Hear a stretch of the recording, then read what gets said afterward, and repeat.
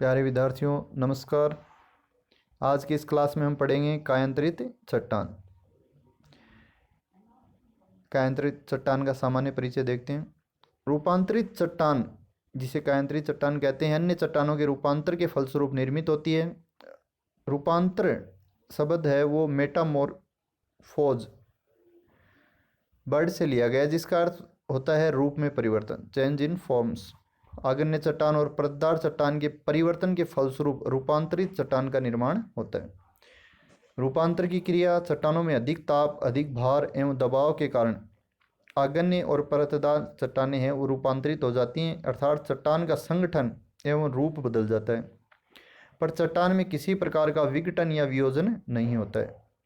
रूपांतरण की क्रिया के दौरान चट्टानों का रूप बदलता है। यह बदलाव दो रूपों में संभव होता है, भौतिक रूपांतरण अथवा रासायनिक रूपांतरण, तथा कभी कभी ये दोनों रूपांतरण साथ साथ कार्य करते हैं।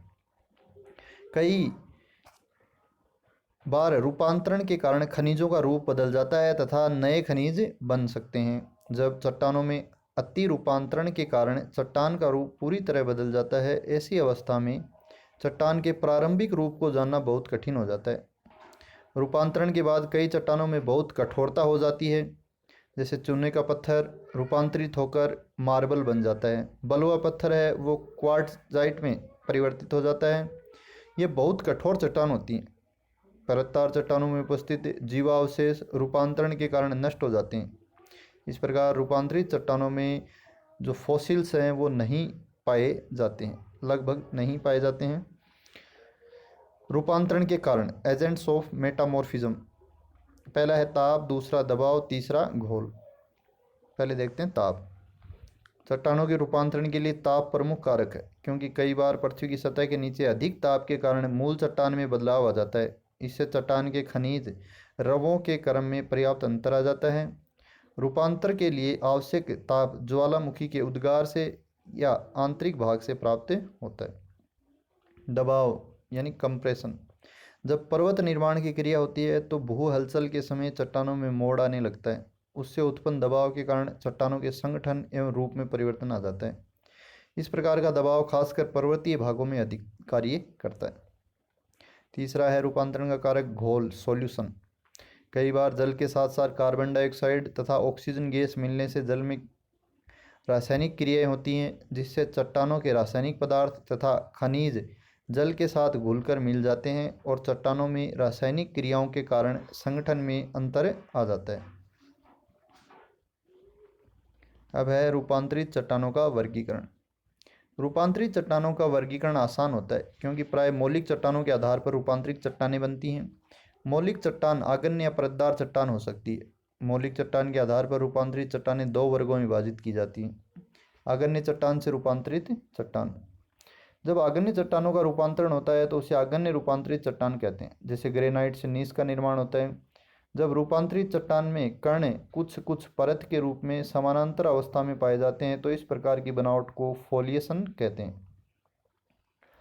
इसमें स्लेट, शिस्ट तथा नीस चट्टानें आती हैं और नॉन फोलिएटेड में क्वार्ट्जाइट और संगमरमर यानी मार्बल आते हैं। दूसरा है परतदार चट्टानों से रूपांतरित। इन चट्टानों को मेटा सेडिमेंट्री कहते हैं। इसमें परतदार चट्टान चूना पत्थर का संगमरमर में, सेल का स्लेट में तथा बलुआ पत्थर का क्वार्ट्जाइट में परिवर्तन हो जाता है। पहला है संगमरमर। संगमरमर चट्टान की रचना चूना पत्थर के अधिक ताप के कारण परिवर्तन होने से होती है। दबाव के कारण चूना पत्थर चलन अधिक मात्रा में काफ़ी गहराई तक चली जाती है। अत्यधिक ताप के कारण चट्टान में उपस्थित कैल्शियम कार्बोनेट कैल्साइट के कण में बदल जाते हैं। इस प्रकार एक नई चट्टान संगमरमर का निर्माण होता है। दूसरा है स्लेट। स्लेट चट्टान का निर्माण सेल तथा अन्य जलज परतदार चट्टानों के क्षेत्रीय रूपांतरण के कारण होता है। तीसरी है क्वार्ट्जाइट।